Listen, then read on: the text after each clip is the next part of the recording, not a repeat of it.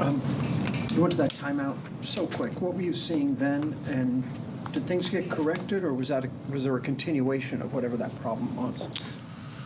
No, just some of the things we talked about pregame and showed on film.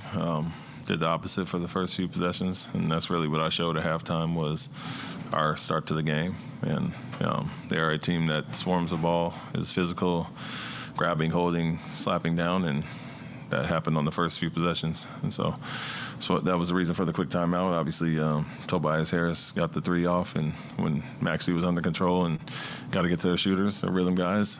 But after that, it was Alperen on the offensive rebound, and that the defensive rebound they just took away from him.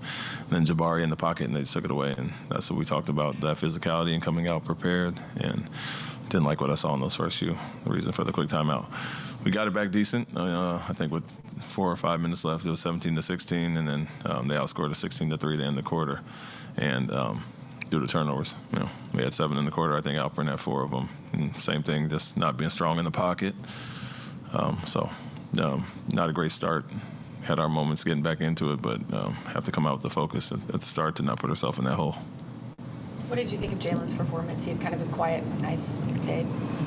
I think in general, I don't love our starters' performance, and for the most part. I mean, you got to go in a little bit late, but you want to come out with that intensity from the start, the aggressiveness, and making those reads and looking confident from the start. And we got down 20, and we had our chances even in that third quarter. I think we missed some free throws that would have got it to 11. But that urgency that we came out in the third quarter has to be there from the beginning of the game. So regardless of Jalen, Alperen, whoever, Jabari, has to be there. What were the goals of the defense when Alpey was out, the double teams on Embiid? What were you trying to get done with that?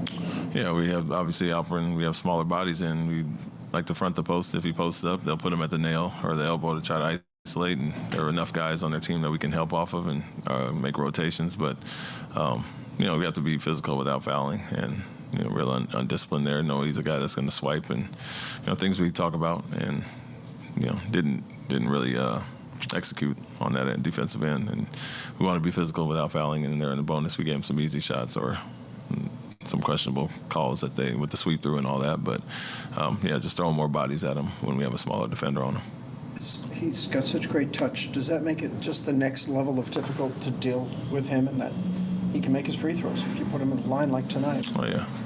He's been a high-level free throw shooter forever, but you can crowd and be physical, especially on the perimeter, with getting a smaller guy up under him, but have to be disciplined with the reach-ins and the fouling. Thanks, Coach. Thank you. Thank you.